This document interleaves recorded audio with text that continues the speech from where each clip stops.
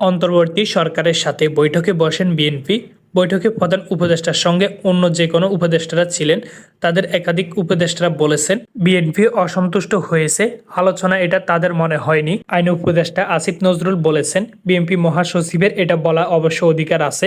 আমার কাছে ওনাদেরকে দেখে হ্যাপি লাগছে। যখন আমাদের ডায়লগটা শেষ হয়েছে মনে হয়েছে ওনাদের মনে যে প্রশ্ন ছিল সেগুলো উত্তর তারা পেয়েছেন। আমার কাছে তা মনে হয়েছে, ফখরুল ভাইয়ের কাছে অন্যরকম মনে হতে পারে। নির্বাচন কোনোভাবেই আগামী বছরের জুনের পরে যাবে না বলে মন্তব্য করেছেন আইন উপদেষ্টা অধ্যাপক আসিফ নজরুল। নির্বাচন কোনোভাবে জুনের পরে যাবে না, যে যা কথা বলুক না কেন এটা পুরো জাতির প্রতি প্রধান উপদেষ্টার অঙ্গীকার। আসিফ নজরুল উল্লেখ করে বলেন ডিসেম্বরে সম্ভব হলে ডিসেম্বরে, জানুয়ারিতে সম্ভব হলে জানুয়ারিতে হবে, জুনে নির্বাচন হবে বলে বিএনপিকে বৈঠকে বোঝানো হয়েছে। তবে বিভিন্ন সময় সরকারের উপদেষ্টা নির্বাচন নিয়ে নানা রকম মন্তব্য করেছেন, যেসব বক্তব্য বিভ্রান্তি তৈরি করেছে বলে বিএনপিরা মনে করে। উপদেষ্টা আসিফ নজরুল জানিয়েছে উপদেষ্টাদের কারো কারো কথার মধ্যে যদি অস্পষ্টতা থাকে, যে যেটাই বলুক না কেন প্রধান উপদেষ্টা জাতির উদ্দেশ্যে দেওয়া ভাষণে যেটা বরাবর বলেছে সেটাই সরকারের অবস্থান। নির্বাচনের সময় নিয়ে দলগুলোর অবস্থানে কিছুটা পার্থক্য আছে। বেশিরভাগ দল দ্রুত নির্বাচন চাইছে।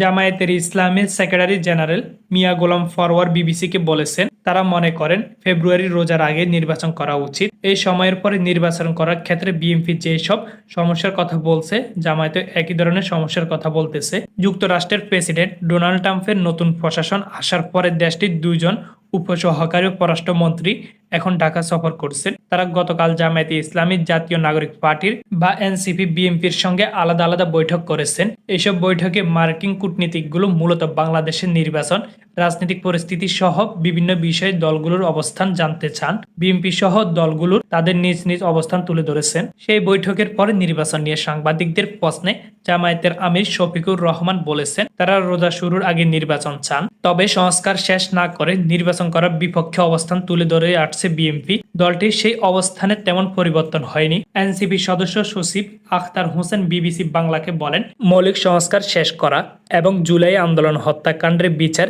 স্পষ্ট করার পর নির্বাচন হতে পারে।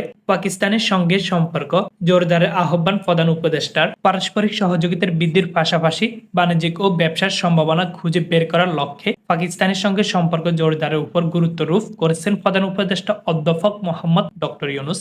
বৃহস্পতিবার রাষ্ট্রীয় অতিথি ভ্রমণ যমুনা পাকিস্তানের পররাষ্ট্র সচিব আমনা বালুচ প্রধান উপদেষ্টার সঙ্গে সাক্ষাৎ করতে গেলে তিনি এই আহ্বান জানান। প্রধান উপদেষ্টা বলেন কিছু বাধা রয়েছে, আমাদের সেগুলো অতিক্রম করে এগিয়ে যাওয়ার উপর খুঁজে বের করতে হবে। উল্লেখ্য গত 15 বছর পরে বাংলাদেশ ও পাকিস্তানের মধ্যে পররাষ্ট্র সচিব পর্যায়ে দ্বিপক্ষীয় সভা হচ্ছে ঢাকায়। সেখানে আমনা